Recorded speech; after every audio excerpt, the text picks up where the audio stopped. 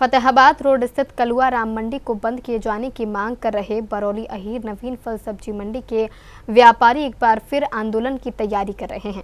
व्यापारियों का कहना है कि प्रदेश सरकार की मंत्री बेबी रानी मौर्य के आश्वासन के बाद भी कलुआ राम मंडी को बंद किए जाने को लेकर कोई एक्शन नहीं हुआ। मजबूरन नवीन फल सब्जी मंडी के व्यापारियों ने फिर से धरना देने का ऐलान कर दिया है। बता दें कि नियमानुसार कलुआ राम मंडी में 1 टन से नीचे का कारोबार नहीं किया जा सकता, लेकिन यह खुलकर फुटपाथ व्यापार हो गया है, जिससे बरौली अहीर मंडी का कारोबार चौपट है।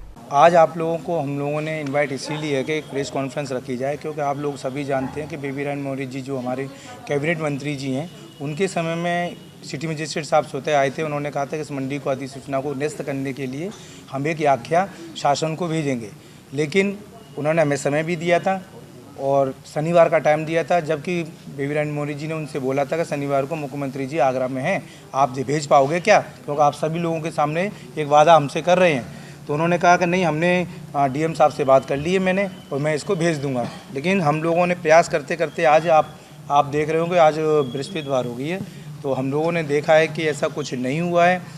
और हम डीएम साहब से भी मिले थे, तो डीएम साहब ने भी ऐसा कोई आश्वासन हमें नहीं दिया है कि हम उस आख्या को आगे भेजेंगे। इसमें हमारा दिव्यांग समाज जुड़ गया। जब दिव्यांग की हक की बात आती है तो सरकार बिल्कुल दिव्यांगों पर, किसानों की है हित की बात करती है। जो अधिकारियों की लापरवाही की वजह से कलुआ मंडी को चलाया जा रहा है, ये तत्काल से बंद कर दें।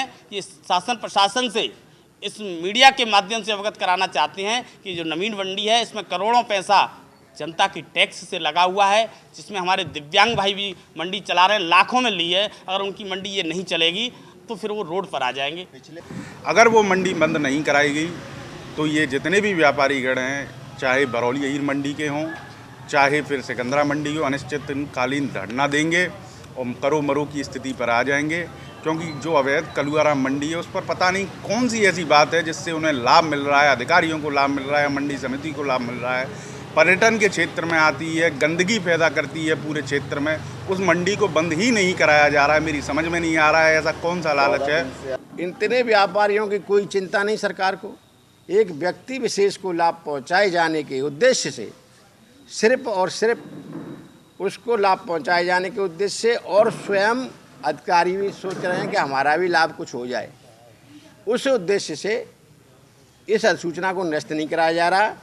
उस अधिनियम को जिस सरकार ने जो बनाया है अधिनियम, उस अधिनियम को जरा भी नहीं पढ़ा जा रहा कि इसमें प्रतिबंध क्या है। कम से कम उस प्रतिबंध को तो पढ़ो। इस आंदोलन के तहत आपने जो है इतना तो समझ लिया कि वहाँ आज भी फुटकर व्यापार हो रहा है, लेकिन अधिसूचना जारी होने से पहले भी फुटकर व्यापार हो रहा था। उसी स्थान को आपने मंडी उपस्थल घोषित कराया, क्या कि निरस्त करने योग्य नहीं है। मुद्दा ये है कि हमें बार बार ये बोला जाता है कि मंडी भाई ये चलेगी, ये होगी, पूरा आश्वासन, पूरी लॉलीपॉप दी जाती है, लेकिन वो मंडी बंद नहीं कराई जाती है। अगर वो मंडी बंद नहीं कराई गई तो ये जितने भी व्यापारी गण हैं, चाहे बरौली मंडी के हों, चाहे फिर सिकंदरा मंडी हो, अनिश्चितकालीन धरना देंगे और करो मरो की स्थिति पर आ जाएंगे। क्योंकि जो अवैध कलुआ राम मंडी है, उस पर पता नहीं कौन सी ऐसी बात है जिससे उन्हें लाभ मिल रहा है, अधिकारियों को लाभ मिल रहा है, मंडी समिति को लाभ मिल रहा है।